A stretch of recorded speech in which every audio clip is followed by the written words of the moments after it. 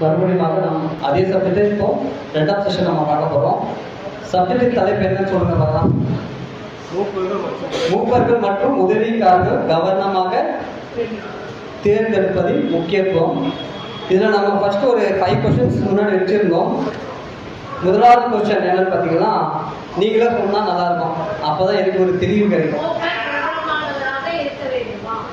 மூப்பர் பிரபலமானதாக இருக்க வேண்டும்னா கட்டாயமாக மூப்பர் வந்து ஒரு பிரபலமாக இருக்கணுன்ற ஒரு அவசியம் இல்லை. ரெண்டாவது, மூப்பர் ஆவணும்னு ஒரு குறிக்கோள் ஒருத்தருக்கு இருக்கணும்னா அதோடைய ஆன்சர் வந்து எஸ் ஆனோன்னா மேபி இருக்கலாம், இல்லாமலே இருக்கலாம்ன்றது நம்ம பார்த்தோம். மூணாவது வந்து சத்தியத்தில் அனுபவம் இருக்கணும்னா கட்டாயமா சத்தியத்தில் அனுபவம் இருக்கணும். 4th பாயிண்ட் சொல்லுங்க. திருமணம் ஆகி இருக்கணும்னா கட்டாயமா அவரு திருமணம் ஆகணும்ன்ற அவசியம் இல்லை. 5th பாயிண்ட் லாஸ்டா பார்த்தது வந்து an elder must be a good speaker. ஆனா ஒரு நல்ல பேச்சு திறன் வாய்ந்ததா இருக்கணும்னா கட்டாயமா பேச்சு திறன் அவசியம் இல்லை. அதுக்கு நம்ம உதாரணம் அப்போஸ்தலனாகிய பவுலும் சரி மோசேயும் சரி மிகப்பெரிய பேச்சாளர்கள் அல்லன்றதுக்கு நமக்கு வசனங்கள் இருக்குது. நாம நெக்ஸ்ட் ஒரு கொஸ்டின்ஸ்க்கு போயிடலாம். an elder must be a good teacher. ஒரு எல்டர் ஒரு நல்ல ஒரு ஆசிரியரா இருக்கணும். இதுக்கு நம்ம என்ன சொல்லலாம், போதிக்கக்கூடிய ஒரு நல்ல போதகம் பண்ணக்கூடியவராக தான் ஒருத்தர் எல்டரா இருக்கணுமா? ஆல்ரெடி எஸ் வந்துச்சா? கட்டாயமா ஒரு எல்டர் வந்து என்ன பண்ணணும்னா ஒரு போதிக்கக்கூடியவராக தான் இருக்கிறவரை தான் நம்ம ஒரு எல்டரா நாம சூஸ் பண்ணணும். சரி, போதிக்கக்கூடியவர்னா எந்த மாதிரி ஒரு விஷயத்தை நமக்கு போதிக்கக்கூடியவரா நம்ம எல்டரா சூஸ் பண்ணலாம்? நாம வந்து ஒரு யுகத்தின் முடிவுல இருக்கோம், ஒரு அறுவடை நடந்துட்டு இருக்கு, நாம அந்த முடிவுல இருக்கோம். இப்போ ஒரு எல்டர் மஸ்ட் பி குட் டீச்சர்னா கட்டாயமா அதுக்கு ஆன்சர் வந்து ஆமா, ஒரு எல்டர் வந்து மிகப்பெரிய ஒரு நல்ல ஒரு போதிக்கக்கூடியவரா இருக்கணும். அவர் எந்த மாதிரி ஒரு விஷயத்த போதிக்கக்கூடியவரா இருக்கணும் சபைக்கு முக்கியமானு பாத்தீங்கன்னா also important to this what they teach. அதாவது என்ன ஒரு விஷயத்தை டீச் பண்ணனும்னா we must have, அதாவது elders that teach the old stories. அதாவது old stories வந்து டீச் பண்றதா இருக்கும். அது old storiesன்றத நம்ம என்ன மாதிரி கன்சிடர் பண்ணலாம், சிலுவையின் ரகசியத்தை தெள்ள தெளிவா போதிக்கக்கூடியவரா இருக்கணும். அது மட்டும் இல்லாம சத்தியத்துல அவர் வந்து உறுதியான ஒரு புரிந்து கொள்ளுதல். ஒரு எல்டருக்கு என்ன பண்ணணும்னா அவருடைய புரிந்து கொள்ளுதல் சத்தியத்துல அநேக விஷயங்கள்ல ஒரு தெளிவான ஒரு கிளியரான விஷயத்த அவருக்கு தெளிவா புரிஞ்சாதான் சபையை அவர் என்ன பண்ணாரா ஒரு தெளிவான ஒரு வழிநடத்துறதுக்குள்ள அவர் கொண்டு போவதா இருக்கணும்னு நம்ம பார்த்தோம். அது மட்டும் இல்லாம அவர் எடுக்கக்கூடிய பாடங்கள் எப்படி இருக்குன்னு பாத்தீங்கன்னா நம்முடைய சிந்திக்கக்கூடிய திறனை வந்து தூண்டக்கூடியதா இருக்கணும். அதாவது வந்து சப்ஜெக்ட் பேசுறோம், ஒரு மந்தமான ஒரு சப்ஜெக்டே நம்ம பேசிட்டு ஏதோ சண்டே வந்தோம் போன்ற அந்த மாதிரி ஒரு விஷயம் இல்லாம நம்முடைய புது சிருஷ்டியுடைய வளர்ச்சிக்கு எந்த மாதிரி இருக்கணும்னு பாத்தீங்கன்னா நம்முடைய சிந்திக்கக்கூடிய திறன் வந்து அதிகமா நம்ம சிந்திக்கக்கூடியவர்களா இருக்கணும். நாம வந்து சண்டே வந்தோம் 2 சப்ஜெக்ட் கேட்டேன்னு போறாங்க, இன்னைக்கு இந்த சப்ஜெக்ட் இந்த மாதிரி ஒரு விஷயங்கள் இருக்கு, புதுசா இருந்தது, இதெல்லாம் நமக்கு தெரியலன்ற அந்த யுகத்தின் முடிவினுடைய அந்த சத்தியங்கள், அறுவடையின் சத்தியங்கள், அது மட்டும் இல்லாம இப்ப நடக்கக்கூடிய போர்கள், தீர்க்க தரிசனங்கள், இதெல்லாமே நம்ம பேசிட்டு தான் இருக்கோம். நம்ம சபையில பேசாம யாருமே இல்லை. இந்த மாதிரி ஒரு விஷயத்த நம்ம என்ன பண்ணணும், போஷிக்கக்கூடியவர்களா நம்ம இருக்கிறவங்க நம்ம சூஸ் பண்ணணும். இதுதான் நம்ம இங்க இங்கிலீஷ்லயே போட்டிருக்கோம், elders that stimulate your thinking and 450 that put in your mind. அதாவது சிந்திக்கக்கூடிய திறன்களை அதிகமா அவர் வைக்கணும். அது மட்டும் இல்லாம ஒரு ஹைஜீனிக் டாக்டரின் சொல்லக்கூடியவர்களா இருக்கணும். அதாவது ஆரோக்கியமான ஒரு உபதேசத்தை கொடுக்கக்கூடியவர்களா இருக்கணும். வசனம் வாசிக்கலாம். தீத்து 1:9.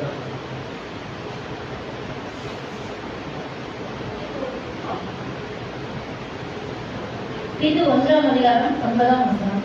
ஆரோக்கியமான உபதேசத்தினாலே புத்தி சொல்லவும் எதிர் பேசுகிறவர்களை கண்டனம் பண்ணவும் வல்லவனமாய் இருக்கும்படி தான் போதிக்கப்பட்டது ஏற்ற உண்மையான வசனத்தை நன்றாய் பற்றி கொண்டவருமாய் இருக்கும். இங்க ஆரோக்கியமான ஒரு உபதேசம் என்று பாத்தீங்கன்னா என்ன மாதிரி ஒரு உபதேசம் போதிக்கணும்னா அந்த சிலுவை ரகசியம் இப்ப சொன்ன மாதிரி அந்த ஹைஜீனிக் டாக்டரினை போதிக்கக்கூடியவரா ஒருத்தர் இருந்தாதான் நம்ம என்ன பண்ணலாம்னா இது வந்து நம்ம மூப்பர் மட்டும் பார்க்க கூடாது. இது மூப்பருக்கு மட்டும் நான் முன்னாடி சொன்ன மாதிரி மூப்பர் டீக்கனுக்காக மட்டும் இல்ல, அவங்களுக்கான ஒரு பாடமா இருந்தாலும் ஒவ்வொரு புது சிருஷ்டிக்கான ஒரு பாடமும் இருக்கு. இப்போ ஏதோ மூப்பர் சொல்லிட்டாரு அவர் மட்டும் தான் பிரதர் பேசணும்னா அப்படி இல்லை. மூப்பர் இப்போ நம்மளுக்கு சப்ஜெக்ட் போட்டாலும் நம்ம என்ன பண்ணணும்னா அந்த ஒரு தெளிவான ஒரு சப்ஜெக்டை எடுத்து ப்ரெசென்ட் பண்ண முடியதா இருக்கணும். அதை நம்ம ப்ரெசென்ட் பண்ற விதத்துல தான் மக்களுடைய தூண்டுதல், அவருடைய கேள்விகள் எல்லாம் அநேகம் இருக்கும். அந்த சந்தேகங்கள் எல்லாம் கூட தெளிவாகக்கூடியவர்களா இருப்பாங்க.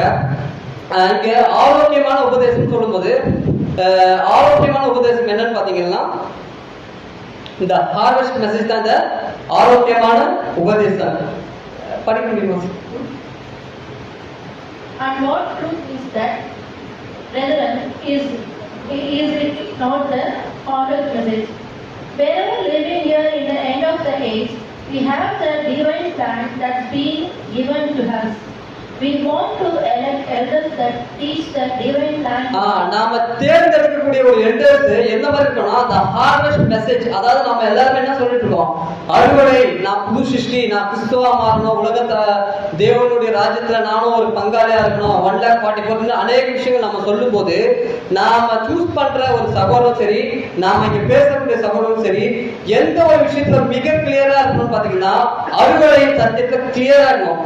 அதாவது அந்த காஸ்பல் ஏஜ்ல தேவன் என்னெல்லாம் ஒரு விஷயத்தை அனுமதிச்சாரு, பிளஸ் சுவிசேஷ யுகத்துல தேவன் என்னெல்லாம் அனுமதிச்சாரு, அது மட்டும் இல்லாம யுகத்தின் முடிவுல என்னெல்லாம் சம்பவிக்கும் உலக ஜனங்களுக்கு, 3ஆம் உலக போர் அந்த இஸ்ரேலுக்கு அகேன்ஸ்டா வரும்போது என்ன விதமான ஒரு சம்பவங்கள் இந்த உலகத்துல இருக்கும், ஒரு புது சிஷ்யம் எப்படி இருக்கும், திரள் கூட்ட வகுப்பார் என்ன பண்ணுவாங்க, இந்த உயிர்த்தெழுதல் எப்படி நடக்கும், இந்த மாதிரி அநேகமான விஷயங்கள் எல்லாம் நமக்கு எந்த மாதிரி ஒரு விஷயத்துல வரும்னா இந்த ஹார்வெஸ்ட் மெசேஜ் தெல்ல தெளிவா சொல்லக்கூடியவர்களா நாம இருக்கணும். இது வாசிக்கலாம். Point 21 and 20. அந்த ஆத்மத்திலிருந்து அதிக வெளிச்சம் ஆதாயம் பெற்றிருக்கிறாங்க. வேதாகமத்தின் மெய்யான போதும். அந்த 6 தொகுதிகளிலிருந்து அதிக வெளிச்சமும் ஆதாயம் பெற்றிருக்கிறது யார் கேட்கணும்னா சபையார் வந்து இதை வந்து ஒரு எல்டரா சூஸ் பண்றவங்க கிட்ட கேட்கணும். நேற்று அந்த 6 தொகுதிகள் இருந்து 6 வால்யூம்ஸ் வந்து அந்த 6 தொகுதி, அதாவது 6 வால்யூம்ஸ் வந்து போதுமான வெளிச்சம் உங்களுக்கு கிடைச்சிருக்கா? இங்க வந்து ஒரு கேள்வி வரலாம், இல்ல பிரதர், இல்ல தம்பி, ஒரு சிலருக்கு அந்த மாதிரி கேள்வி வரலாம், இல்ல பைபிள் தான் இருக்குங்களா, பைபிளே போதும் இல்லைங்களா? கட்டாயமா பைபிள் தான் நமக்கு முக்கியம். நம்ம அநேக 20 வருஷமா நம்ம சத்தியத்துல இருந்திருப்போம், 30 வருஷமா சத்தியத்துல இருந்திருப்போம். எக்ஸாம்பிள் நானே கூட 20 வருஷமா பேசவைக்கு தான் போனோம், பைபிள்ல இருக்க விஷயங்கள் படிச்சோம். ஆனா அந்த அளவுக்கு எதுவுமே தெரியல, புரியல, எதுவுமே உண்மையா பிராக்டிகலா சொல்லணும்னா அந்த விஷயத்தை நம்ம படிப்போம் போவோம் கண்டி அந்த ஒரு தேவனுடைய திட்டத்தின் கீழே எதெல்லாம் ஒரு ஆர்டர்ல இருக்கின்றது நமக்கு தெரியாது. இந்த ஸ்டடீஸ் இந்த ஸ்கிரிப்சர்ல மட்டும்தான் தேவன் அவருடைய ஊழியக்காரன் மூலமா கொடுத்த அந்த சத்தியங்கள் என்ன இருக்குன்னா அந்த 6 வால்யூம் மூலமா வந்திருக்கு. அது மட்டும் இல்லாம இன்னைக்கு அநேக தவறா புரிஞ்சுக்கொள்வது என்னதுன்னா சப்ஜெக்ட் ரீஃபரன்ஸ்ல இருந்து பேசுறீங்க, சப்ஜெக்ட் வந்து வால்யூம்ஸ்ல இருந்து பேசுறது, இதுல இருக்கிற ஒரு கைடு தான் அது. இந்த ஒரு வேதத்துல இருக்கிறதுக்கான ஒரு கைடு தான் அந்த ஒரு 6 வால்யூம்ஸ். தவிர நமக்கு 20 வருஷமா நமக்கு எந்த ஒரு போதகரும் நமக்கு முதலாம் உலகத்துல நோவாவுடைய பிளேட்ல இப்படி இருந்தது நமக்கு எந்த போதகரும் சொல்லிக் கொடுக்கல. 2ஆம் உலகத்துல நம்ம ஒரு அறுவடையில இருக்கோம். இந்த பூமி வந்து ஒரு அக்னிக்கு இரையாக வைக்கப்பட்டிருக்கின்றது. நமக்கு எந்த ஒரு போதகரும் நமக்கு சொல்லல. இது எல்லாமே அந்த முதல் உலகம், 2ஆம் உலகம், 3ஆம் உலகம், நியாய தீர்ப்பு, பாபிலோனி நியாய தீர்ப்பு, நரகம், ஆத்மா, அந்த 52 சப்ஜெக்ட்ஸுமே நாகமானு என்னென்ன சப்ஜெக்ட்ஸ் எல்லாம் நீங்க இருக்குதோ அந்த 10 வெள்ளிக்காசு, இது எல்லாமே இந்த ஹார்வெஸ்ட் மெசேஜ் கூட வருது. ஸ்டடீஸ் இந்த ஸ்கிரிப்சர்ஸ்ல மூலமா தான் தேவன் அந்த 7ஆம் தூதர் மூலமாக தேவன் இயேசு கிறிஸ்து கொடுத்த வெளிச்சத்தின் மூலமாக தான் நமக்கு இங்க சகோதரர்கள் மூலமாக நமக்கு இங்க வந்திருக்குது.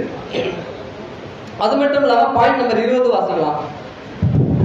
வேதாகம பாடங்களின் 6 தொகுதிகளையும் முழுமையாகவும் கவனத்தோடு படிக்க. இந்த கேள்வி எல்லாம் அதான் அந்த 6 வால்யூம்ஸ்ல இருந்து சபையார் வந்து என்ன பண்ணணும்னா மூப்பர் கிட்ட கேட்கணும். அது மட்டும் இல்ல சபையார் தங்களே கேட்கக்கூடிய கேள்வி என்னன்னா அந்த 6 தொகுதிகளில் இருந்து அதிக வெளிச்சம் ஆதாயப்படுத்தி இருக்கிறாயா? அது மட்டும் இல்லாம வேத பாடங்களின் 6 தொகுதிகளையும் முழுமையாக கவனத்தோடு படித்திருக்கிறாயா? ஒரு கேள்வி நம்ம வச்சோம்னா நம்ம சபையில எத்தனை பேர் இன்னைக்கு கை தூக்கலாம்? பேசுகிற நானும் கூட நானும் இன்னும் அந்த 6 வால்யூம்ஸும் சரி வேதத்தையும் நான் இன்னும் கற்று தேர்ந்து ஃபுல்லாக படிக்கல. நானும் 20 வருஷமா படிச்சிருக்கேன், நான் வெளிப்படையாக சொல்கிறேன். ஆனால் தேவன் எதுக்கு இதை ஒரு விஷயத்தெல்லாம் சொல்கிறாருன்னா, நாம வேதத்தை படிக்கிறோம், நமக்கு படிச்சும் ஒரு சில விஷயங்கள் புரியலன்னா, இன்னைக்கு வால்யூம்ஸ் கூட நிறைய பேருக்கு புரியாது, ரீப்ரின்ஸும் புரியாது தான். ஏன்னா ப்ராக்டிகலி ஸ்பீக்கிங், அதாவது ப்ராக்டிக்கலாக நானும் சொல்கிறேன். அந்த எல்டர் ஃபர்ஸ்ட் ஸ்பீக்கரை நம்ம பார்த்தோம். அதுக்கு என்னன்னு பார்த்தோம்னா, ஆமாம் கட்டாயமாக அந்த எல்டர் வந்து ஒரு குட் டீச்சர், ஆனால் அந்த ஒரு நல்ல போதிக்கக்கூடிய திறன் இருக்கான்னு நம்ம பார்த்தோம். அது மட்டும் இல்லாமல் அந்த எல்டரும் சரி சபை மக்களும் சரி நம்ம பேசக்கூடிய ஒவ்வொருவரும் எப்படி இருக்கும்னா, அந்த ஹார்வெஸ்ட் மெசேஜில் நம்ம கிளியராக இருக்கணும். ஹார்வெஸ்ட் மெசேஜில் நம்ம கிளியராக இருக்கணும். அந்த தேவனுடைய தெய்வீக திட்டத்தில் எல்லாத்தையுமே நம்ம கிளியராக இருந்தால் மட்டுமே தான் நம்ம இந்த ஒரு அழைப்பில் நம்ம என்ன பண்ணலாம்னா, தேவனுடைய பாடுகள், கிறிஸ்துவின் பாடுகளை நம்ம நிறைவேற்றி முடிக்க முடியும். இல்லைன்னா நம்ம என்ன பண்ணலாம், நாமளும் ஏதோ சபைக்கு வந்து போனன்ற அந்த ஒரு விஷயத்துல தான் இருப்போம். அதனால ஒரு மூப்பருடைய பிரதான ஒரு விஷயம் என்னன்னு பாத்தீங்கன்னா, சபைக்கு ஏற்ற கால சத்தியத்தை தெளிவா சொல்லணும். அதுக்கு முக்கியமா அவர் என்ன பண்ணிருக்கு பாத்தீங்கன்னா, வேதத்தை ஃபர்ஸ்ட் இதுதான் ப்ரையாரிட்டி. நாம 7வது சப்ஜெக்ட் பேசும்போது நாம சொல்லியிருக்கோம், வால்யூம்ஸ் ரீபிரிண்ட காட்டி பைபிள், அது வால்யூம்ஸ் பிரதர் ஒரு சில பேர் தான் தப்பு பண்ணோம்னா வால்யூம்ஸ்ல இருக்க ரீபிரிண்ட்ஸ் இருக்கு, அதெல்லாம் இல்லை. நமக்கு வேதம் தான் ஃபர்ஸ்ட் ப்ரையாரிட்டி. வேதத்துல எந்த விஷயம்லாம் ஒத்து போதோ கட்டாயமா நம்ம என்ன பண்றோம், அதன்படிதான் நம்ம அந்த வால்யூம்ஸ் ரீபிரிண்ட்ஸ் எல்லாம் நம்ம அக்செப்ட் பண்றோம். அதே மட்டும் இல்லாம நம்ம முன்னாடி சொன்ன மாதிரி வேதத்தை விட்டு நம்ம வால்யூம்ஸ் ரீபிரிண்ட்ஸ்க்கு நம்ம அந்த அளவுக்கு முக்கியத்துவம் கொடுக்கறது இல்லை. ஃபர்ஸ்ட் ப்ரையாரிட்டி தேவன் கொடுத்த இந்த வசனம் தான். இதுல இருக்க வசனத்தை தேவன் அவருடைய ஊழியக்காரர்களா தெளிவா இந்த ஹார்வெஸ்ட் மெசேஜ்ல அந்த ஆதாம் பிளஸ் யூத யுகம், சுவிசேஷ யுகம், மேசியாவின் யுகம், இந்த ஒரு ஆர்டர் எல்லாம் நமக்கு எப்பதான் தெரிய வந்தது பாத்தீங்கன்னா, அந்த அடிப்படை வேத சத்தியத்தை தான். இப்ப சபையார் என்ன கேள்வி கேட்கணும்னா, இந்த 6 வால்யூம்ஸ்லயுமே நம்ம ஒரு தெளிவா இருக்குன்னு பாத்தீங்கன்னா, இது நாம மூப்பர்கிட்ட கேட்கணும். மூப்பர்கிட்ட கேட்டது மட்டும் இல்லாம நம்மளும் கேட்கணும். ஆனா இங்க என்ன பிரச்சனைனா, அநேகருக்கு என்ன பிரச்சனைனா, இன்க்ளூடிங் மீ கூட கூட நானும் படிச்சிருக்கேன், ஒரு சில விஷயம் நமக்கு புரியாது. ஆனா நம்ம என்ன பண்ணலாம்னா, எல்லாத்தையும் நம்ம புரிஞ்சுக்கணும், எல்லாத்தையும் நம்ம புரிஞ்சுக்கிற முடியணும்ன்ற அந்த அவசியம் இல்லை. தேவன் நமக்கு எது தெளிவா கொடுத்துருக்கோ அதுல நம்ம ஸ்ட்ராங்கா இருந்தாலே போதும். அதுல நம்ம கரெக்டா அது ஒரு வாக் பண்ணாலே போதும். நாம எல்லாமே வால்யூம்ஸ் கரெக்டாக புரிஞ்சிருக்கணும், எல்லா ரீசன்ஸும் நமக்கு தெரிஞ்சுக்கணும்னா அது தேவன் அந்தந்த டைம்ல அந்தந்த சகோதரருக்கு வெளிப்படுத்துவாரு. அதனால நம்ம என்ன பண்ணணும்னா, கட்டாயமா ஒரு மூப்பரா நம்ம சூஸ் பண்ணோம்னா, இந்த ஒரு விஷயத்துல 6 வால்யூம்ஸும் கட்டாயமா அந்த மூப்பர் தெளிவா இருந்திருக்கணும். அவங்க மூப்பர் தான் இல்ல, நாமளும் என்ன பண்ணணும்னா அந்த ஒரு விஷயத்த கத்துக்கணும். எதுக்குன்னா, வேதத்துக்கு அநேக விஷயங்கள் நமக்கு தெரியாம போயிடும். அது மட்டும் இல்லாம நம்ம பேசுற எல்லா சப்ஜெக்ட்ஸுமே இதுல இருந்து அந்த ஸ்டடிஸ், இந்த ஸ்கிரிப்சர்ஸ் வச்சுதான் நம்ம சப்ஜெக்ட்ஸும் எடுக்கிறோம். இப்ப நம்ம பார்த்தோம் அந்த ஆரோக்கியமான உபதேசம், இன்னும் நம்ம பார்த்தோம். ஒரு நிமிஷம் ஸ்லைட் மட்டும். ஏன் பிரதர் இந்த வால்யூம்ஸ் அதெல்லாம் படிக்கணும்னு பாத்தீங்கன்னா, இப்ப வேதத்துல நமக்கு உயிர்த்தெழுதலை பத்தி இருக்குன்னு பாத்தீங்களா, உயிர்த்தெழுதலை பத்தி பவுல் எழுதியிருப்பாரு தெசலோனிக்கேயர்ல. அதே மாதிரி இன்னொரு கேள்வி வச்சோம்னா, இப்ப மகா உபத்திரவ காலத்துல நம்ம எல்லாருமே செத்துருவாங்களா ஒரு கேள்வி கேட்டீங்க, எல்லாருமே அழிஞ்சிடுவோம்னா, வேதத்தை நமக்கு ஒரு சில விஷயங்கள் தேவன் ரெஜிஸ்டர் பண்ணியிருக்காரு. ஆனா அந்த ஒரு விஷயத்துல அந்த வால்யூம்ஸ்ல நமக்கு ரசல் பிரதர் என்ன பண்ணிருக்காருன்னா, அநேக ஒரு வெளிச்சமான ஒரு விஷயத்தை நம்ம கொடுத்திருக்காரு. அதாவது உயிர்த்தெழுதல் எப்படி நடக்கும், அது மட்டும் இல்லாம உலக ஜனத்துக்கு ஒரு ரட்சிப்பு எப்படி நடக்கும், மேசியாவின் யுகம் எல்லாம் எப்படி நடக்கும், அதாவது தேவன் இதை ரெக்கார்ட் பண்ணியிருக்கிறத தெளிவா வந்து பிரதர் இங்க வந்து ரைட்டிங்ஸ்ல ரெக்கார்ட் பண்றதால தான் நம்ம அநேக சப்ஜெக்ட்ஸை நம்ம இங்க முன்வைக்கிறதா இருக்கிறோம். அது மட்டும் இல்லாம ஆரோக்கியமான உபதேசம் மட்டும்தான் சபையில வரும்னு பாத்தீங்கன்னா, கட்டாயமா சபைகளுக்குள்ள ஆரோக்கியமான உபதேசம் மட்டும் வரும்னா இல்ல. அன்சவுண்ட் டாக்டரின்ஸ், அதாவது ஒரு அன்சவுண்ட் டாக்டரின்ஸ்னா ஒரு அன்ஹைஜீனிக் ஃபுட். அதாவது சிம்பிளா உங்ககிட்ட ஒரு கேள்வி, ஒரு அன்ஹைஜீனிக் ஃபுட்டை நம்ம சாப்பிடுவோமா? அன்ஹைஜீனிக் ஃபுட்டா ஒரு கெட்டு போன உணவை நம்ம சாப்பிடுவோமா? ஆனா ஒரு எக்ஸாம்பிள், ஒரு அன்ஹைஜீனிக் ஃபுட்டை ஒரு 2 வயசு குழந்தை கிட்ட போய் கொடுத்தா அந்த குழந்தை சாப்பிடுமா? குழந்தை கிட்ட கொடுத்தா இன்னைக்கு ஏன்னா இன்னைக்கு சபைகள்ல அநேக நம்ம பார்த்தா குழந்தைகளா இருக்குது. இன்னைக்கு சபைகள் என்ன ஆயிடுச்சு பாத்தீங்கன்னா, அநேக நம்ம குழந்தையாவே இருக்கிறதுனால நமக்கு எது சவுண்ட் டாக்டர்ஸ் தெரியல, எது அன்ஹைஜீனிக் டாக்டர் தெரியல. ஏன்னா ஒரு அன்ஹைஜீனிக் டாக்டரின் வரும்போது அது நம்ம அன்ஹைஜீனிக் ஃபுட், அதாவது கெட்டு போன சாப்பாடு நம்ம எங்க தான் போடணும், ஒரு குப்பையில தான் தூக்கி போடுவோம். ஆனா அதை வந்து ஒரு குழந்தைகிட்ட கூட அந்த குழந்தை சாப்பிடும். நம்ம என்ன பண்ணணும்னா இங்க நம்ம குழந்தைகளாவே இருக்கக்கூடாது. நாம முடிஞ்ச அளவுக்கு நான் பவுல் சொல்ற மாதிரி நான் குழந்தையா இருந்தேன், குழந்தை எப்படி நான் முதிர் வயதாகும் போது குழந்தைக்கு கேட்டதை ஒழித்துட்டு அந்த எழுதக்கூடிய ஒரு விஷயத்த பண்ணணும். அதே மாதிரி நம்ம என்ன பண்ணணும்னா ஒரு சில டைம் இந்த ஒரு அன்ஹைஜீனிக் டாக்டரின்ஸ் வரும்போது சகோதரர் மத்தியில ஒரு தவறான உபதேசம் வரும்போது நாம என்ன பண்ணணும்னா சபையார், அதாவது சபையார் ஒட்டுமொத்த சபையாரும் சரி, அவங்க ஒரு ஸ்ட்ராங்கான நிலைமையில இருக்கும்போது என்ன சொன்னோம், பிரதர் இந்த சப்ஜெக்ட் வந்து தப்பா இருக்குன்னு நேருக்கு நம்ம என்ன பண்ணணும்னா கட்டாயமா சொல்லக்கூடிய ஒரு நிலைமையில தான் தேவன் நம்மளை வச்சிருப்பாரு. ஏன்னா நமக்கு இன்னைக்கு இருக்கிற காலகட்டத்துல அநேக அன்சவுண்ட் டாக்டரின்ஸ் எல்லாம் வரும்போது சத்தியத்துல முதிர்ச்சி அடைஞ்சவர்கள் பிளஸ் இந்த விஷயத்துல நிறைய கற்று தேர்ந்தவர்கள் மட்டும்தான் என்ன பண்ண முடியும்னா இதெல்லாம் தப்பு பிரதர், இந்த சப்ஜெக்ட் தப்பு, நீங்க பேசுற விஷயமே தப்பு. இன்னொரு கருத்தை போனா இந்த சப்ஜெக்ட் எடுத்து சொல்லிட்டாருன்னா அது ஒரு குப்பை பிரதர் நீங்க சொல்லணும்னு சொல்லிட்டாரு.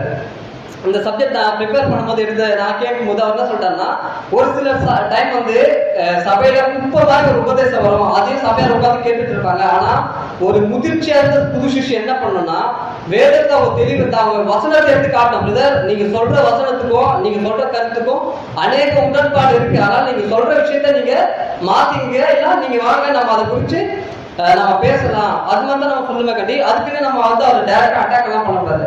அவருக்கு அந்த ஒரு கருணையில நம்ம ஒரு சில விஷயத்த நம்ம சொல்லலாம். ஆனா ஒரு சில டாக்டர்ஸ் ரொம்பவே அவர் தப்பா பேசுறாருன்னா கட்டாயமா நம்ம சபை மத்தியிலே அதை தெரிவிக்கக்கூடியவர்களா தான் நம்ம இருக்கணும்.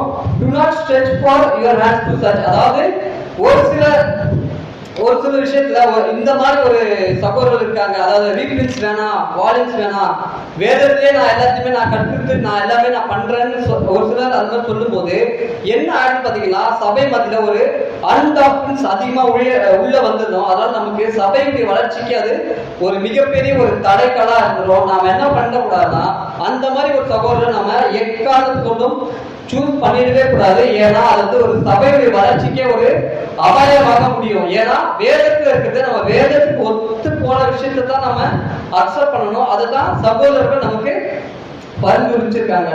அது மட்டும் இல்லாம நம்ம சொல்லக்கூடிய விஷயங்கள் நம்ம என்ன பண்ற கூடாதா, அவர் எடுத்த உடனே அவர்கிட்ட வந்து நமக்கு எல்லாம் தெரிஞ்சு வச்சிருக்காங்க, நமக்கு தெரிஞ்ச விஷயத்த வந்து அவருக்கு தெரியலன்றதுக்காக நம்ம அவரை ரொம்ப டாமினேட் பண்ணி அந்த மாதிரி சொல்லக்கூடாது. நம்ம எல்லாமே ஒரு அன்பின் அடிப்படையில் தான் சொல்லணும். கூடுமான அவர் தனியா கூட பிரதர் நீங்க இந்த சப்ஜெக்ட் பேசுனீங்க, கருத்து இந்த மாதிரி எல்லாம் இருக்கு பிரதர், இதுதான் நம்ம தேவன் இதுதான் இயேசு கிறிஸ்து மூலமா சொன்ன விஷயம் இதுதான் இருக்குது. ஆனா நீங்க சொல்ற கருத்து வந்து நம்ம முன்னாடி கேட்ட சத்தியத்துக்கும் இப்ப சொல்றதுக்கும் மாறி இருக்கு பிரதர், இது நீங்க கொஞ்சம் திரும்பி பாருங்க பிரதர் அப்படின்னு சொல்லும் போது அதுக்குதான் நம்ம கன்வென்ஷன்ல கூட என்ன சொன்னாங்கன்னா புதுசா ஒரு விஷயத்த நம்ம பேசும்போது டைரக்டா சபை மத்தியில வந்து பேசினா சபையாளர்ல அநேக குழந்தைகள் இருப்பாங்க, முதியவர்கள் இருப்பாங்க, சத்தியத்துல எல்லாருக்கும் ஒரு ரிட்டர்ன் ஆயிடும். நீங்க என்ன பண்ணுங்க, ஸ்பீக்கர்ஸ் ஃபர்ஸ்ட் டிசைட் பண்ணிட்டு புதுசா ஒரு விஷயத்த கத்துக்கிறா கூட என்ன பண்ணணும்னா அவங்க கிட்ட ஒரு மூத்த சகோதரர்கிட்ட ஒரு டிஸ்கஷன் பண்ணிட்டு அது கரெக்டா இருக்குமா இல்லையான்றது தான் நம்ம இப்ப என்ன பண்ண போறோம். February 14 கூட நம்ம என்ன பண்ண போறோம், நமக்கு அந்த மீட்டிங்கே அதுக்குதான். அநேக சத்தியங்கள் வருது, இதெல்லாம் கரெக்டா இருக்கா இல்லையான்றது தான் நமக்கு அந்த மீட்டிங்கே இருக்கு.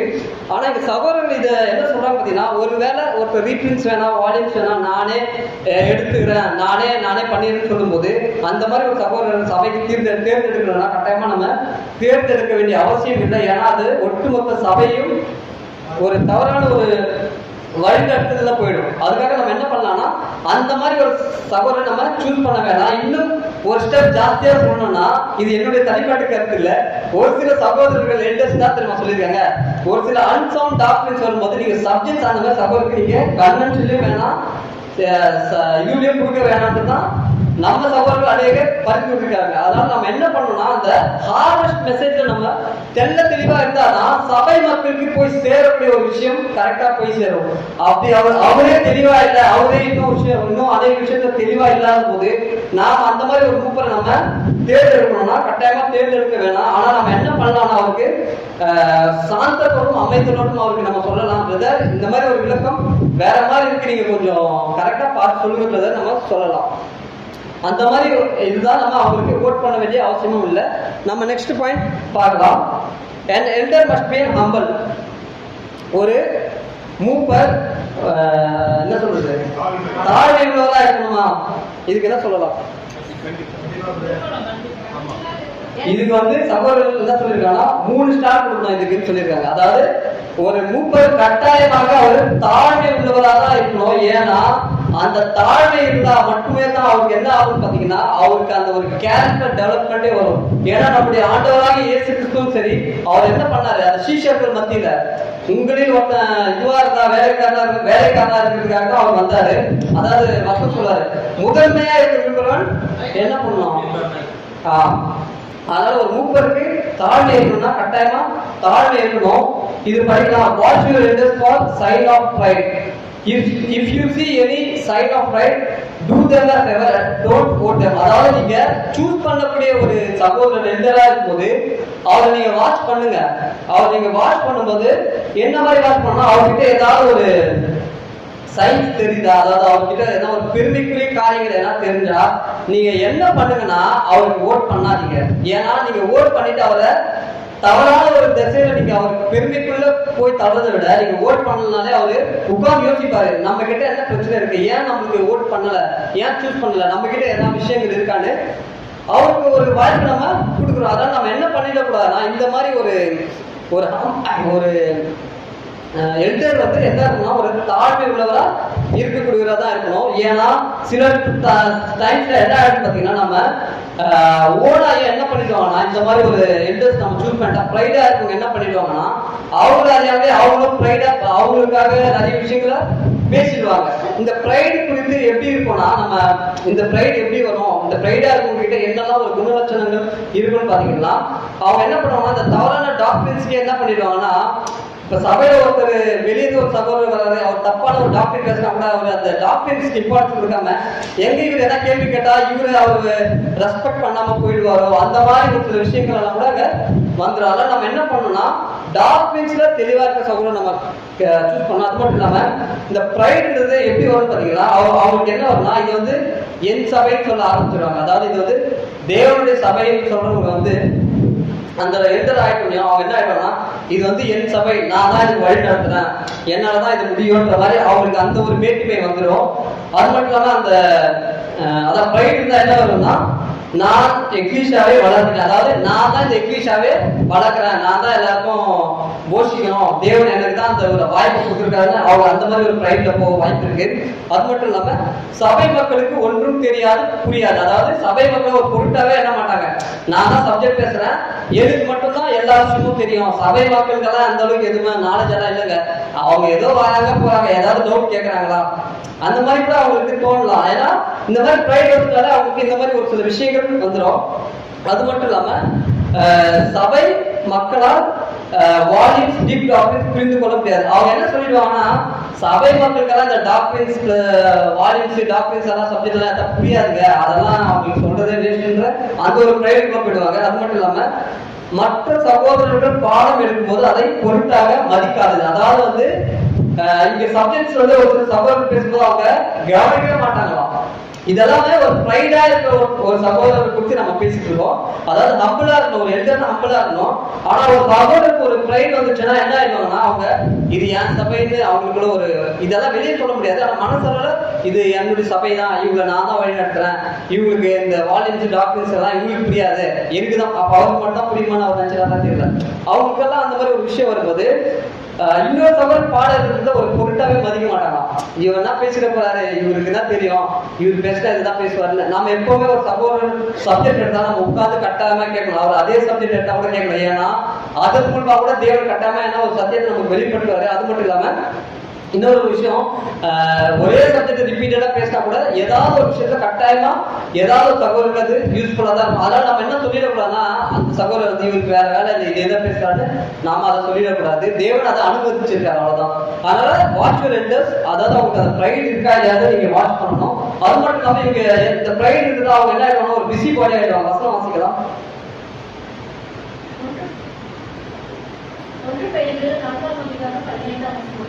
ஆதலால் உங்களில் ஒருவரும் கொலைபாதகனாயாவது திருடனாயாவது பொல்லாப்பு செய்கிறவனாயாவது அந்நிய காரியங்களில் தலையிட்டு கொள்ளுகிறவனாயாவது பாடுபடுகிறவனாய் இருக்கக்கூடாது. இதை குறித்து நம்ம ஆல்ரெடி ஒரு செப்பரேட் பாடமே பார்த்துருக்கோம். வேதமானவர்கள் செய்யக்கூடாத 4 காரியங்கள் ஒரு விஷயத்துல இதெல்லாம் நம்ம பார்த்துருக்கோம். அந்த திருடன் கொள்ளாங்க இதெல்லாம். அதாவது ஒரு எல்டர்ஸ் என்ன ஆயிடக்கூடாதுன்னா ஒரு பிஸி பாடி ஆயிடக்கூடாது. அதாவது அந்நிய காரியங்கள்ல வாண்டடா போயிட்டு தலையிடக்கூடாது. நான் தான் பிரதர் எல்டரு, சபையில எங்க பிரச்சனாலும் நான் தான் இருக்கல, நான் என்னாலதான் முடியும், ஆனா நீங்க சும்மா இருங்க நானே பார்த்துட்டு சொல்லிட்டு அவர் பிஸி பாடியா போயிட்டு அந்தந்த இடத்துல எல்லாம் ஒரு விஷயத்த பண்ணிட்டாருன்னா அவருக்கு என்ன ஒரு விஷயம் வருதுன்னா பாத்தீங்கன்னா அவருடைய தனிப்பட்ட லைஃப்ல தனிப்பட்ட குரோத்துக்கே அவருக்கு படிக்கிறதுக்கு அவருக்கு அந்த டைம் இருக்காது. சப்ஜெக்ட் பேசுறதுக்கு அவர் என்ன பண்ணுவாரு, அந்த ஆர்வம் இருக்காது, அவரு பிஸி ஆயிடுவாரு. உலக பிரகாரமான காரியத்திலும் சரி இல்ல மத்த எக்லீஷியா விஷயத்துக்குள்ள கூட அது மாதிரி ஆயிடாரு. ஆனா நீங்க சூஸ் பண்ற எல்டர்ஸ் எந்த மாதிரி இருக்குன்னா இந்த ஒரு எக்லீஷியாக்கு கரெக்டா இருக்கிறவரா, இங்க இருக்கிற அந்த ஆளுகளுக்கு கரெக்டான ஒரு போஷாக்க கொடுக்கக்கூடியவரா இருக்கணும்ன்றது நம்ம பாக்குறோம். ஏன்னா தேவன் வந்து என்ன கொடுத்துருக்காரா, நம்ம வந்து ஜட்மெண்ட் கொடுக்கக்கூடாது. நாம அவர் வந்து அந்த மாதிரி போயிட்டாரு அதனால நாமளே எந்த ஒரு ஜட்மெண்ட்டும் கொடுக்கக்கூடாது. ஆனா அவர் ஒரு பிஸி பாடியா ஒருத்தர் இருந்தாருன்னா நீங்க அந்த மாதிரி ஒரு எல்டர்ஸை நீங்க சூஸ் பண்ணணும் அவசியம் இல்லை. God has never authorized his people to become inquisitors, investigators. அதாவது தேவன் வந்து யாருமே அடுத்தவங்களுடைய விஷயத்தை போய் நீங்க இன்வெஸ்டிகேட் பண்ணி அதுல நீங்க ஒரு விஷயத்தை கண்டுபிடிக்கணும் நம்மள தேவன் அழைக்கவே இல்லையா. ஆனா இந்த பிரைட் வந்துட்டு என்ன ஆயிடுமா பாத்தீங்கன்னா அவங்களே வாண்டா போயிட்டு அந்த ஒரு விஷயத்த மாட்டிருப்பாங்களாம். ஆனா நம்ம இங்க என்ன பண்ணிடக்கூடாதுன்னா அவங்களுக்கு வந்து ஒரு ஜட்மெண்ட் கொடுத்துடக்கூடாதான். பிரதர் நீங்க இந்த மாதிரி தான் பிரதர் அவர் ஜட்மெண்ட் எல்லாம் கொடுக்காம நம்ம அவர் தாட்டியும் அவருக்கு எடுத்து சொல்லணுமா, பிரதர் இந்த மாதிரி விஷயங்கள்லாம் இருக்கு சபையில நம்ம இதெல்லாம் பண்ணக்கூடியவர்களா நம்ம இருக்கணும்னு நம்ம சொல்லக்கூடியவர்களா நம்ம இருக்கணும். அது மட்டும் இல்லாம ஒரு சில டைம்ல என்ன மாதிரியான விஷயங்கள் இந்த பிரைட் எல்லாம் வந்துட்டா என்ன ஆயிடுச்சு பாத்தீங்கன்னா அவங்க என்ன மாதிரியான ஒரு விஷயங்கள் சொல்லுவாங்க பாத்தீங்கன்னா சபை மக்கள்கிட்ட என்ன சொல்லுவாங்க பாத்தீங்களா பிரதர் அவர் சத்தியத்துல இல்ல சப்ஜெக்ட் வேற கேட்கிறாரு ஊழியத்துக்காக எதுவுமே பண்ண மாட்டாரு பாத்தீங்களா அவருக்கு ஆக்சிடென்ட் ஆயிடுச்சு. அந்த மாதிரி எல்லாம் ஒரு சில வார்த்தைகள் வந்து புது சிருஷ்டிக்கிறது தான் வரக்கூடாது. ஏன்னா வந்து இந்த சத்தியத்தை தேவன் தான் நம்மளை அழைச்சாரு, மற்றவங்க வந்து சரியா இல்ல அவங்க பண்ற ட்ரெஸ்ஸிங் தப்பா இருக்கு இவங்க பண்ற ட்ரெஸ்ஸிங் சரியில்லைன்னு நாம இங்க ஜட்மெண்ட் எல்லாம் கொடுக்க கூடாது.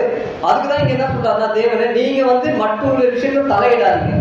அவங்க ஒரு ட்ரெஸ்ஸிங் பண்றாங்க அவங்களுக்கு தனிப்பட்ட விஷயம். நாம வந்து இங்க என்ன ஒரு விஷயத்த சொல்லிட கூடாதுன்னா இவருக்கு பாரு சப்ஜெக்ட் நான் இவ்வளவு சொன்ன சப்ஜெக்ட் இது மாதிரிலாம் தேவனுக்கு ஒழுங்கா இருக்கணும் அவர் கேட்க பாருங்க அவருக்கு ஆக்சிடென்ட் ஆயிடுச்சுன்னா அது தேவன் அதாவது என்ன சொல்றாங்கன்னா தேவன் தான் அவங்களுக்கு காரணம் மாதிரி நம்ம சொல்லிடுறாங்க. ஆனா அந்த மாதிரியான ஒரு விஷயங்களை நம்ம சொல்லிடக்கூடாது. நாம என்ன பண்ணோம்னா தேவன் அந்த விஷயத்த அவங்க அனுபவிச்சிருக்காரு தான் சொல்லணும் கண்டி நீங்க வந்து சத்தியம் தரல அதனால தேவன் உங்களை தண்டிச்சுட்டாரு நீங்க ட்ரெஸ்ஸிங் இது மாதிரி தப்பா போடுறீங்க அந்த மாதிரி ஒரு விஷயத்தெல்லாம் நம்ம சொல்லிடக்கூடாது. ஏன்னா நம்ம பிஸி பாடியா இருக்கக்கூடாது. நம்ம வேலையை பார்த்தாலே போதும். இந்த ஒரு புது சிருஷ்டி அழைப்புல நம்ம புது சிருஷ்டியை வளர்த்தான்னு நம்ம பார்த்தா போதும். மற்றவங்களுடைய காரியத்துல நம்ம இருக்கணும்னு அவசியம் இல்லை. மற்ற பாயிண்ட் நம்ம கொஞ்சம் சீக்கிரமா முடிச்சிடலாம். Next, is 75% the exact criteria to select the servants. அதாவது ஒரு திருச்சபையில எலெக்ஷன் வைக்கும் போது ஒரு 2-3 சகோதரர்கள் நம்ம நாமினேட் பண்ணும்போது அந்த பர்சன்டேஜ் எவ்வளவு பர்சன்டேஜ் நம்ம சூஸ் பண்ணலாம். அதாவது 75% தான் நம்ம சூஸ் பண்ணணும்னு பாத்தீங்கன்னா நீங்க என்ன நினைக்கிறீங்க? ஒரு 75% தான் நம்ம சூஸ் பண்ணணுமா? அதாவது இது ரசல் பிரதர்கிட்ட கேட்கும்போது ஆக்சுவலா இதுக்கு ஆன்சர் வந்து மேபி தான். அதாவது ஒரு எக்லிஷியா இருக்கும்போது 75% தானா இருக்கலாம் மேபி இல்லாம இருக்கலாம். இதுக்கு ஏன் பிரதர் இந்த ஒரு விஷயத்தை விளக்கம் கொடுத்துருக்காருன்னா ரசல் பிரதர் அந்த பீரியட் வந்து 1200 சபைகளுக்கு அவர் அந்த மூப்பருக்குரிய அந்த ஒரு விஷயங்கள் எல்லாம் பண்ணும்போது அநேக ஆலோசனை கொடுக்கும்போது ஒவ்வொரு சபையிலும் ஒவ்வொரு விஷயமான பிரச்சனைகள் இருந்திருக்கும். அதாவது உதாரணத்துக்கு ஒரு சபையில என்ன சூஸ் பண்ணிக்கலாம் எக்லிஷியா சூஸ் பண்ணிக்கலாம் 75% போதும். அதே மாதிரி இன்னொரு எக்லிஷியாக்கு பிரதர் என்ன ரெக்கமெண்ட் பண்ணிருக்கா 51% இருந்தாலே அவங்க நீங்க எல்டர் ஆக்கலாம் சொல்லும்போது இதெல்லாம் எதன்படி அடிப்படையில வருதுன்னா அந்தந்த எக்லிஷியா அதாவது எல்லா எக்லிஷியும் சேமா இருக்குன்னு பாத்தீங்கன்னா குறைபாடுகள் அங்கங்க மாறும். அதுக்கேற்ற மாதிரி பிரதர் என்ன ஒரு விளக்கம் கொடுத்துருக்காருன்னா அந்தந்த சபை என்ன ஒரு முடிவு எடுக்குதோ இப்ப இந்த உதாரணத்துக்கு நம்ம சென்னை எக்லிஷியா 75% போதும் பிரதர் 75% ஒரு பிரதர் இருக்கணும்னா ஓகே நம்ம 75 நம்ம போயிடலான்ட்டு பிரதர் சொல்லியிருக்காரு. அது மட்டும் இல்லாம ஒரு 85% தான். ஆனா ரசல் பிரதர் 6 வரைக்கும் 85% சொல்லியிருக்காரு. ஆனா அதை என்ன பண்ணிருக்காரு அந்தந்த சபையில சூஸ் பண்ணக்கூடிய அதாவது சபைக்குரிய நம்ம மத்தியில படிப்பீங்களா சபைக்கு தெரியப்படுத்துற விஷயத்துல கடைசியா ஃபைனல் டெசிஷன் எதுன்னா சபையுடைய டிசிஷன் தான் ஃபைனலா இருக்கணுன்றது நாம பாக்குறோம். அது மட்டும் இல்லாம இந்த ஒரு வசனத்தை நாம பாக்குறோம், அதாவது அப்படிப்பட்டவனுக்கு அநேக நாள் உண்டான இந்த தண்டனையே போதும். இது வந்து எதுனா ஒருத்தர் விபச்சாரத்துல மாட்டிட்டு அவருக்கு ஒரு ஜட்மெண்ட் கொடுப்பாங்க. ஆனா அப்போஸ்தலனாகிய பவுல் இதை வந்து 2 கொரிந்தியர் எழுதும் போது என்ன ஆகுதுன்னா, அவர் தண்டனை மாட்டினவர் வந்து இப்போ சபையை அங்கீகரிக்கலாமா வேணாம் போது என்ன பண்ணிருக்காங்கன்னா, மெஜாரிட்டி பொசிஷன், அதாவது மெஜாரிட்டி பீப்புள் என்ன சொல்லியிருக்காங்கன்னா, ஓகே அவர் அக்செப்ட் பண்ணிக்கலாம், அவர் திரும்பி வந்திருக்காரு, அவர் நம்ம அக்செப்ட் பண்ணிக்கலாம்னு சொல்லும்போது இங்க என்ன இருக்குன்னா, அந்த மெஜாரிட்டியான ஓட்டு தான் நமக்கு முக்கியம். அது மட்டும் இல்ல 75% தானா இல்ல சபையை வந்து முடிவு எடுத்துக்கலாம். இப்போ உதாரணத்துக்கு திருமண வாயில் வந்து ஒரு 60% இருந்தாலே போதும், ஒருத்தர் எல்டர் ஆகலாம்னா ஓகே 75 அது சபையுடைய முடிவு தான். நெக்ஸ்ட் கொஸ்டின் நமக்கு போயிடலாம். Can we murmur and grumble if we not elected? அதாவது நாம என்ன சொல்றது, முறுமுறுக்கலாமா? ஒருத்தர் நம்ம சூஸ் பண்ணிட்டோம், ஒரு 3 பேரை சூஸ் பண்ணிட்டோம், அதுல ஒருத்தரை சூஸ் பண்ணிட்டோம், எல்டரா சூஸ் பண்ணிட்டோம். இப்ப சூஸ் பண்ணாதவங்க வந்து முறுமுறுக்கலாமா, என்னையா இவங்க சூஸ் பண்ணல, அந்த மாதிரி முறுமுறுக்கலாம்னு பாத்தீங்கன்னா கட்டாயமா அது வந்து கூடாது. அதுக்கு நம்ம ரீபிக்ஸ் 5:9-1 வாசிக்கலாம்.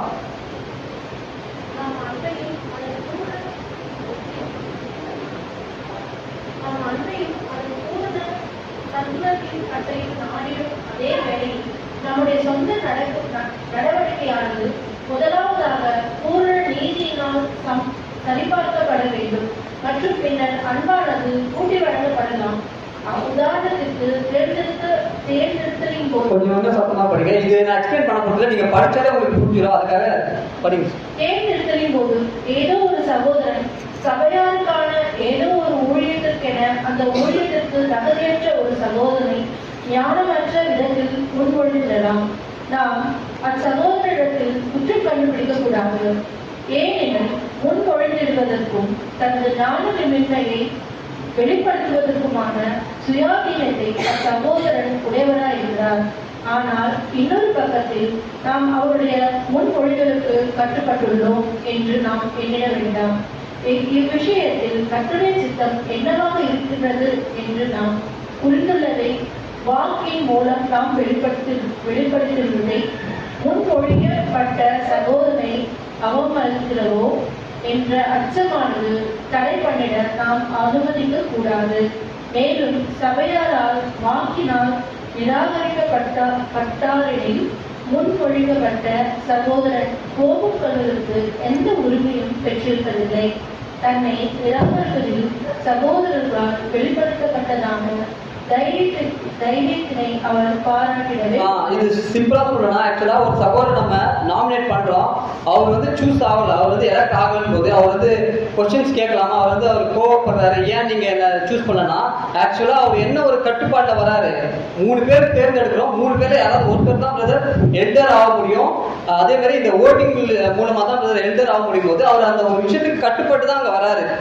அவர் வந்து 3 பேருக்காக கட்டாயமா என்ன சூஸ் பண்றாங்க அந்த ஒரு விஷயத்துல வரல. அவர் என்ன ஒரு கட்டுப்பாடுனா, பிரதர் ஒரு 3 பேர் 4 பேர் இருக்கீங்க, இந்த சபை யார் முடிவு பண்றோ நீங்க தான் பிரதர், அவங்க தான் எல்டரா இருக்கும் போது அவர் அதை அக்செப்ட் பண்ணிட்டு அவர் வரும்போது அவருக்கு அங்க ரைட்ஸே இல்ல.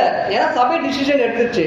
சபை டிசிஷன் எடுத்ததுக்கு அப்புறம் நம்ம வந்து திரும்பியா கேள்வி கேட்கறதுல எந்த ஒரு விஷயமும் இருக்காது. அதுதான் நம்ம பார்த்தோம். நெக்ஸ்ட் இதுவும் வாசிக்கலாம், ஸ்லைட்.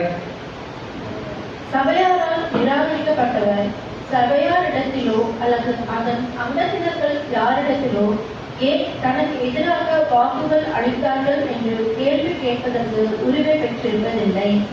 அது அவர்கள் காரியமாகும் மற்றும் இவரது காரியமல்ல. அவர்கள் தங்கள் பெற்றிருப்பதற்கான உரிமையினை தங்களது மனசாட்சியின்படி செயல்படுத்த மாத்திரமே செய்துள்ளனர். அது நீதியின் காரியமாகும். சபையாரில் உள்ள ஒவ்வொரு அங்கத்தினாலும் பின்பற்றப்படும்படிக்கு கர்த்தருடைய வசனமானது விதிகளை முன்வைத்துள்ளதான விஷயங்களில் தீர்மானம் எடுப்பதற்கு மனித அனுதாபமாகிய அன்பிற்கு இடம். இங்க வந்து நம்ம அன்புக்கெல்லாம் இடமே இல்லை. அதாவது பிரதர் அவர் சகோதரர், அவர் கூட நான் நெருங்கி பழகிட்டேன், நான் கைதுக்குள்ள அவர் தப்பா நினைச்சுப்பாரு, அந்த மாதிரியான ஒரு அன்புக்கெல்லாம் இங்க இல்லை. இங்க முழுசா நம்ம ஸ்டார்டிங்ல சொன்ன மாதிரி மாம்சம் வந்து 0% வேலை செய்யணும். நியூ கிரியேஷன் தான் இங்க என்ன பண்ணணும்னா வேலை செய்யறதுக்குள்ள இருக்கிறோம். இதுதான் நம்ம பார்க்கணும். இப்போ நம்ம என்ன பார்த்தோம்னா, அதாவது முறுமுறுக்கலாம்னா கட்டாயமா முறுமுறுக்க கூடாது. சரி, இந்த ஒரு கேள்வி பதில் சொல்லுங்க. Can we leave ecclesia if we not selected? அதாவது ஒரு சகோதரர் மூப்பரா நம்ம சூஸ் பண்றோம், ஒரு 2 பேர் 3 பேர், ஒருத்தரை சூஸ் பண்ணிட்டோம், ஏன்னா சூஸ் பண்ணதுக்காக எக்லீஷியா விட்டு போயிடலாமா? கட்டாயமா இதுக்கு ஆன்சர் நோ தான். இதுக்கு பைபிள்ல அநேக கிரேட் எக்ஸாம்பிள்ஸ் எல்லாம் இருக்காங்க. யாருன்னு பாத்தீங்கன்னா நானே சொல்லிடுறேன். பைபிள்ல ஒரு எக்ஸாம்பிள், கிரேட் எக்ஸாம்பிள் யாருன்னு பாத்தீங்கன்னா காலேப். அதாவது காலேப்பும் தான், காலேப்பு யோசுவாவும் தான் போயிட்டு என்ன பண்ணுவாங்கன்னா அந்த பட்டணத்தை போய் வேவு பார்க்க போவாங்க. அது வேவு பார்க்கும்போது தேவன் என்ன சொல்றாருன்னா மோசேக்கு அப்புறம் யோசுவா கிட்ட என்ன சொல்லுவாருன்னா நீ தான் வழிநடத்தணும்லாம் சொல்லிட்டு மோசே வந்து என்ன சொல்ல யோசுவா தான் அந்த ஜனங்களுக்கு அந்த இதுவெல்லாம் பிரிச்சு தரும்போது காலேப் வந்து எந்த ஒரு விஷயத்தையும் வந்து அந்த எப்படின்னா இப்போ சபையார் வந்து அந்த டிசிஷன் சொல்றாங்க இல்லைங்களா, அதாவது இப்போ அந்த சகோதரர் வந்து சபையார் வந்து தப்பா எடுத்துக்க கூடாது, அதாவது சபையார் எனக்கு ஓட்டு போடல அந்த மாதிரி. அதே மாதிரி காலேப் என்ன பண்ணா இஸ்ரேல் மக்கள் மேல அங்க எந்த ஒரு கோபமும் பண்ணல. ஏன்னா நானும் தான் அவர் கூட டிராவல் பண்ணேன், நானும் தான் அந்த போயிட்டு ஏன் யோசுவாக்கு மட்டும் தேவன் அந்த ஒரு விஷயத்தை கொடுத்துருக்காருன்னு காலேப் அங்க எங்க ஒரு மாம்சத்து ஒரு விஷயத்துக்கு கேட்கல. அது மட்டும் இல்லாம காலேப் என்ன சொல்றாரு பாத்தீங்கன்னா எனக்கு ஒரு பட்டணம் அங்க இருக்கு, நீங்க எனக்கு 85 வயசு ஆகுது, நான் இப்ப கூட போயிட்டு நீங்க அந்த இடத்த எனக்கு அனுமதி கொடுத்தீங்கன்னா நாங்க போயிட்டு கேப்சர் பண்ணிட்டு அந்த எளிமையை இது பண்ணிட்டு அங்க கேப்சர் பண்ணிட்டு அவர் வந்து ஒரு விஷயத்த சொல்லுவாரு, மோசே யோசுவா கிட்ட சொல்லுவாரு. வசனம் கூட நீங்க வாசிச்சிடலாம். யோசுவா 14:11. யோசுவா 14ஆம் அதிகாரம் 17ஆம் வசனம். மோசே என்னை அனுப்புகிற நாளில் எனக்கு இருந்த அந்த பலன் இந்நாள் வரைக்கும் எனக்கு இருக்கிறது. யுத்தத்திற்கு போகும் வருத்தமா இருக்கிறதுக்கு அப்பொழுது எனக்கு இருந்த பலன் இப்பொழுதும் எனக்கு இருக்கிறது. ஆகையால் கர்த்தர் அந்நாளிலே சொன்ன இந்த மலைநாட்டை எனக்கு தாரும், அங்கே ஏனாக்கியரும் அன்றைக்கான பெரிய பட்டணங்களும் உண்டு என்று நீர் அந்நாளிலே கேள்விப்பட்டீரே. கர்த்தர் என்னோடு இருப்பாரானால் கர்த்தர் சொன்னபடி அவர்களை துரத்து விடுவேன் என்றான். அப்பொழுது யோசுவா எப்னேயின் குமாரனாகிய காலேபை ஆசீர்வதித்து எபிரோனை அவனுக்கு சுதந்திரமாக கொடுத்தான். ஆதலால் கேனாசியனான எப்னேயின் குமாரனாகிய காலேப் இஸ்ரவேலின் தேவனாகிய கர்த்தரை உத்தமமாய் பின்பற்றினபடியினால் இந்நாள் மட்டும் இருக்கிறபடி எபிரோன் அவனுக்கு சொன்னான். இங்க 2 பேர் இருக்காங்க, 2 பேர் அந்த வேவு பார்க்க போனாங்க. 2 பேரும் ஈக்குவல் தான். காலேப்பும் போனாரு, யோசுவாவும் போனாரு. அதே மட்டும் இல்லாம கானானுக்கு இவங்க 2 பேர் தான் போனாங்கன்னு நமக்கு தெரியும். இங்க காலேப் எந்த ஒரு விஷயத்துலயுமே வந்து யோசுவா மேல அந்த ஒரு ஜெலஸ், அதாவது அந்த ஒரு பொறாமை குணம் அவருக்கு எங்கேயுமே வரல. அவர் என்ன பண்றாரு, தன் சொந்த சகோதரர்கள் என்ன சொல்றாருன்னா அவங்க அந்த ரைட்ஸ் இருக்கு அந்த லேண்டு அந்த பிடிக்கிற விஷயத்துல. ஆனா இவர் என்ன சொல்றாருன்னா யோசுவா கிட்ட போய் கேட்கிறாரு, நீ அந்த பட்டணத்தை எனக்கு கொடுத்தா எனக்கு இப்ப 85 வயசு ஆகுது, நான் இப்ப கூட என்னால அந்த ஒரு பழைய வல்லமை என்கிட்ட இருக்கு, நான் அவங்களை அழிச்சு நான் இப்ப கூட அங்க நான் போய் அந்த சுதத்தை எடுத்து கொள்றேன்னு சொல்லும்போது இதை நாம ஏன் பார்க்கணும்னா ஒருவேளை அந்த சூஸ் பண்ண இங்க சூஸ் பண்ண அந்த 3 பேர்ல ஒருத்தர் வந்து சபை மக்கள் மேல அந்த ஒரு அதிருப்தி அவர் காட்டிடக்கூடாது, எக்காரணத்துல இவங்க என்ன சூஸ் பண்ணலன்னு காட்டிடக்கூடாது. ஏன்னா தேவன் நியமிச்ச ஒரு ஒழுங்குல சபை மக்கள் என்ன பண்றாங்கன்னா தெல்ல தெளிவா சூஸ் பண்ணிருக்காங்க யார் நமக்கு மூப்பரா வரணும்னு. அதனால அவர் இங்க வந்து என்ன பண்ணக்கூடாதுன்னா சபை என்ன சூஸ் பண்ணல, அதனால அவர் சபை மேல ஒரு கோபமோ சபை மக்கள் மேல அவருக்கு அந்த ஒரு வெறுப்பெல்லாம் இருக்கக்கூடாது. மாறாக அவர் எந்த மாதிரி ஒரு நிலைமையில இருக்கணும்னா அந்த காலேஜ் மாதிரி ஒரு குணலட்சணம் இருக்கணும். இது வந்து தேவர் இதை அனுமதிச்சிருக்காருன்னு தான் அவர் இது பண்ணணும். அது மட்டும் இல்லாம யோசுவா காலேஜ் 2 பேருமே அந்த கானான் வேவு பார்க்க போகும்போது அவங்களும் என்ன பண்ணாங்க அந்த ஒரு 40 வருஷம் அவங்களும் அந்த ஒரு பாடுகளுக்குள்ள அனுபவிச்சுட்டு தான் வந்தாங்களா கண்டி. தேவன் டைரக்டா அவங்களை வந்து என்ன பண்ணல, நீங்க 2 பேர் பர்ஃபெக்ட், நீங்க ஃபர்ஸ்ட் போயிடுங்க. அவங்களும் தேவன் என்ன பண்ணாரு அந்த ஒரு அனுபவத்துக்குள்ளதான் வழிநடத்தாரு. அதனால நம்ம இங்க என்ன பண்ணோம்னா நமக்கு கிடைக்கிற ஒரு சில அனுபவங்கள் எக்லீஷியால நமக்கு அநேக அனுபவங்கள் கிடைக்கும். எந்த மாதிரி அனுபவங்கள்னா நமக்கு டிஸ்சாட்டிஸ்ஃபேக்ஷன், அதாவது நாம எதிர்பார்க்கிற ஒரு விஷயம் இங்க நடக்கலாம் கூட நம்ம என்ன பண்ணிடக்கூடாது, அதுக்காக நான் எக்லீஷியா வர மாட்டேன், நான் வேற ஒரு எக்லீஷியாக்கு போயிடுறேன், அந்த மாதிரி ஒரு தவறான டிசிஷன் எடுத்தா அது நம்முடைய ஆவிக்குரிய வளர்ச்சிக்கு தகுதியா இருக்காது. ஏன்னா நம்முடைய பர்சனல் லைஃப்ல நமக்கு நம்ம விரும்பப்பட்ட அநேக காரியங்கள் நம்ம எழுந்திருப்போம். ஏன்னா தேவன் அது எல்லாத்துக்குமே ஒரு நம்முடைய புது சிஷ்ய வளர்றதுக்காக தான் அதை அனுமதிச்சிருக்காரு. நம்ம இதை வாசிக்கலாம். இதை இன்றைய நாட்களில் உள்ள கர்த்தருடைய ஜனங்களில் ஒருவர் ஆண்டவர் இங்கு முன் வைக்கிறதற்கான நெறிமுறைகளை மறந்து போவது என்பது பரிதாபத்துக்குரிய காரியமாகும். இத்தகையவர்கள் தங்கள் மூப்பர் விழத்துக்கு சபையாருடைய கர்த்தருடைய ஜனங்கள் அடங்கிய கூட்டத்தாருடைய ஓட் வாக்கினால் நியமிக்கப்பட்டுள்ளனர் என்றும் கர்த்தருடைய ஜனங்களின் வாக்கானது சபையாருடைய குரல் இருக்குது என்று உணர்ந்து கொள்வதற்கு பதிலாக உரிமையின் காரணம் காரணமாக தங்களுக்கு மூப்பர் ஊழியம் கிடைத்துள்ளது என்று எண்ணுகிறதா இருக்கிறார்கள். அதாவது இந்த பாயிண்ட் என்ன சொல்றாரு பாத்தீங்கன்னா, சபையுடைய குரல் சில டைம்ல தேவனுடைய குரலா இருக்கிறதுன்றதே அந்த மூப்பர்கள் மறந்துடுறாங்க. அதுதான் அந்த பாயிண்ட் என்ன பார்த்தோம். கர்த்தருடைய ஜனங்களின் வாக்கானது சபையாருடைய குரலா இருக்கிறது. அதாவது தேவனுடைய வாய்ஸ் அதாவது இந்த சபையுடைய வாய்ஸ் தேவனுடைய ஒரு வாய்ஸா இருக்கு. இது தேவனுடைய ஒரு அனுமதி தான் இருக்கு. அந்த மூப்பர்கள் மறந்ததால என்ன பண்ணிடுறாங்கன்னா வழி விலகி போயிடுறாங்க. அதனால நம்ம என்ன பண்ணணும்னா சூஸ் பண்றக்கூடிய ஒரு எல்டர்ஸ் நம்ம தகுதியா சூஸ் பண்ணணும். இது படிக்கலாம். ஏழு தகுதிகளை கொண்டிராத ஒரு சகோதரனை மூப்பனாக தேர்ந்தெடுக்கும் தவறினை சபையார் மிக அடிக்கடி இதெல்லாம் எங்க பாத்தீங்கன்னா அந்த பழைய எக்லிஷியால ரசல் பிரதர் இந்த பேர்ல இந்த மாதிரி ரைட்டிங்ஸ் வந்தபோது கேள்விகள் கேட்டிருக்காங்க. நீங்க வாசிக்கலாம். இது நம்ம எக்லிஷியால இல்ல, பழைய சபைகள்ல நடந்த விஷயங்கள். இது அந்த சபையாரில் சிலருக்கு அதிருப்தியை ஏற்படுத்தி சிலர் பிரிந்து போய் இன்னொரு சபையினை ஏற்படுத்துவதற்கு வழிநடத்துகின்றதா இருக்கின்றது. இது ஞானமான நடக்கையா? ஆக்சுவலா இங்க பிரதர் என்ன சொல்றான்னு பாத்தீங்களா, அதாவது ஒரு சபையில ஒரு தவறான ஒருத்தரை சூஸ் பண்ணிடுறாங்க. தவறான ஒருத்தரை எண்டரா சூஸ் பண்ணிட்டு என்ன பண்ண, அதாவது மெஜாரிட்டி தவறான ஒரு பிரதரை சூஸ் பண்ணிட்டு வந்து வருஷம் இதே மாதிரி பண்றதால இன்னொரு வகுப்பாருக்கு என்ன ஆயிடுச்சு பாத்தீங்கன்னா ஒரு வெறுப்பு வந்துட்டு. ஏன்னா இவங்க தவறான ஒருத்தரை சூஸ் பண்ணிட்டே இருக்காங்கன்ற மாதிரி வரும்போது அதற்காக பிரதர் சொல்றாரு. வாசிக்கலாம். ஒருவேளை அந்த சபையார் தவறு செய்து விட்டார்கள் எனில் அதை நன்மைக்கு ஏதுவாய் மாற்றிடுவதற்கு கர்த்தர் வல்லவர். இங்க தேவன் நமக்கு என்ன சொல்றாருன்னா, நாம ஒரு வேளை சூஸ் பண்ற எந்த தவறாவே இருந்தாலும் அதை மாற்றத்துக்கு தேவன் வல்லவரா இருக்கிறார். மற்றும் பிரித்து போய் விடுபவர்கள் தங்களுக்கு விலையேற பெற்றதாய் காணப்படுவதற்கு ஏதுவான சில அனுபவங்களை இழந்து போகின்றவர்களாய் இருப்பார்கள். சபை வந்தாலே ரொம்ப பிரச்சனையா இருக்குது. சபையில நிறைய தவறாவே பேசுறாங்க, இல்ல சபையில ஒரு ஒழுங்கு இல்ல, இல்ல சபையில நீங்க நிறைய விஷயங்கள் தப்பா இருக்குன்றதே ஒரு சில அந்த மாதிரி சொன்னா நம்ம என்ன பண்ணிடணும் பாத்தீங்கன்னா, நம்ம அந்த ஒரு எக்ஸ்பீரியன்ஸ் எல்லாம் நம்ம எழுந்து போயிடுவோம். ஏன்னா நம்ம எல்லாருமே ஒரு டைமண்டா இருக்கும்போது டைமண்ட் என்ன பண்ணணும்னா செதுக்கப்படணும். அது மட்டும் இல்லாம இங்க அநேக தவறுகள் நடக்கிறதுக்கு தேவன் அனுமதிச்சிருப்பாரு. ஏன்னா அப்பதான் நம்முடைய கேரக்டர் கரெக்டா நம்மளால காட்ட முடியும். நம்ம எல்லாருமே கரெக்டா இருந்துட்டா நம்மளால புது சிஷ்யம் ஆக முடியும்னா கட்டாயமா ஆக முடியாது. ஏன்னா ஒரு சில விஷயங்கள் இங்க தவறு நடந்தாதான் நம்ம என்ன பண்ண முடியும்னா அதற்கேற்ற மாதிரியாக நம்ம மாத்திக்க முடியும். இது மட்டும் படிச்சிருக்கா? கண்டினியூஷன் தான். நீங்க தெரியுதா?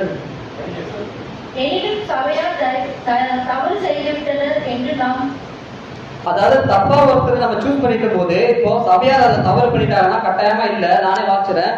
எனினும் சபையார் தவறு செய்து விட்டனர் என்று நாம் எப்பொழுதும் உறுதியாக சொல்லிட முடியாது. அதாவது சபை ஒரு தப்பான டிசிஷன் எடுத்தா கூட சபை ஒரு தப்பு பண்ணி நம்ம சொல்லிடக்கூடாது.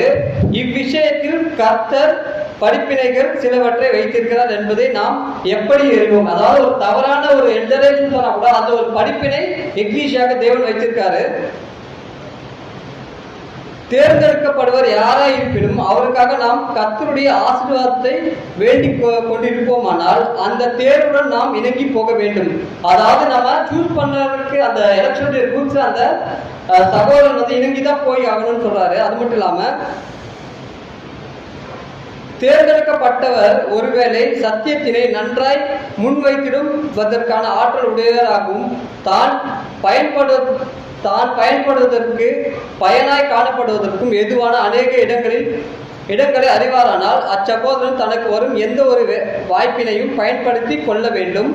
அவர் சபையை விட்டு பிரிந்து செல்ல தேவையில்லை. அதாவது ஒரு சகோதரர் எலெக்ஷன்ல நம்ம சூஸ் பண்ணலன்னா அவரு சபையை விட்டு போகணும்னு கேட்டீங்கன்னா கட்டாயமா போக தேவையில்லை. தன் கையில் கிடைக்கும் எந்த ஊழியத்தையும் அவர் புரிந்திடலாம்.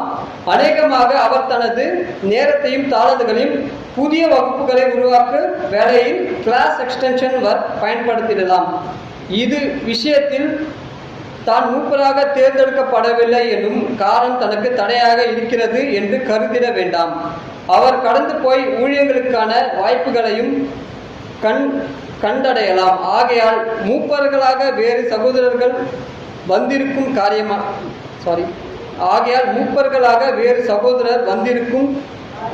காரியமானது தேர்ந்தெடுக்கப்படாத சகோதரனுக்கு அல்லது மறுபடியும் தேர்ந்தெடுக்கப்படாத சகோதரருக்கும் அவர் பயனாக வேறொரு கர்த்தர் சுட்டி காட்டுவதை குறிக்கிறதா இருக்கின்றது.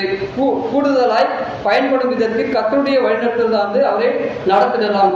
சிம்பிளா சொல்லணும்னா ஒரு சகோதரன் நம்ம சூஸ் பண்ணல, அதனால அவரு எக்ஸிஸ்டார்ட் பண்ணா போகக்கூடாது. அது மட்டும் இல்லாம அதற்காக அவரு இந்த அவர்கிட்ட அநேக தாளந்துகள் இருக்கு, அவர்கிட்ட அந்த வழிநடத்தக்கூடிய அவர் ஆர்வம் இருக்கு. ஆனா சபையை அவர்ல சூஸ் பண்ணலன்னா அவரு சபையை விட்டு வெளியே போனா போக வேணாம். ஆனா அவர் என்ன பண்ணலாம்னா மற்ற ஊழியர்களெல்லாம் இருக்கு இல்லைங்களா, சபையில அநேக ஒரு பேசிக் வகுப்பு, அதாவது கிளாஸ் எக்ஸ்டென்ஷன் ஒர்க், அதாவது புதுசா பேசிக் சப்ஜெக்ட்க்கு அவரே அவர் ப்ரிப்பேர் பண்ணிக்கலாம், இல்லை ஒரு கண்டினியூ ஸ்டடி அவர் ப்ரிப்பேர் பண்ணிக்கலாம்.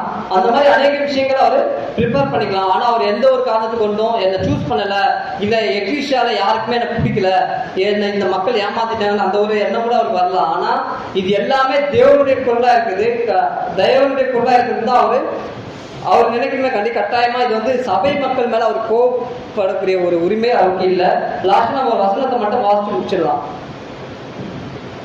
இப்போ தேவன் வந்து நம்மள அந்த ஒரு எலெக்ஷன் பீரியட்ல தேவன் வந்து நம்மளுடைய மைண்ட்ல இந்த மாதிரி தான் ஜட்ஜ் பண்ணுவாரு. வாசிக்கலாம். எரேமியா 17:10.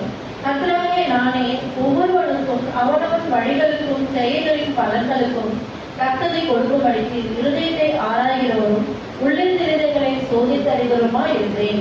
தேவன் நம்ம கிட்ட லாஸ்டா வைக்கிற ஒரே ஒரு விஷயம் என்னன்னா, நான் வந்து தேவன் என்ன சொல்றா, நம்ம எல்லாருடைய உள்ளத்தை ஆராய்ந்து பார்க்கிற தேவன்.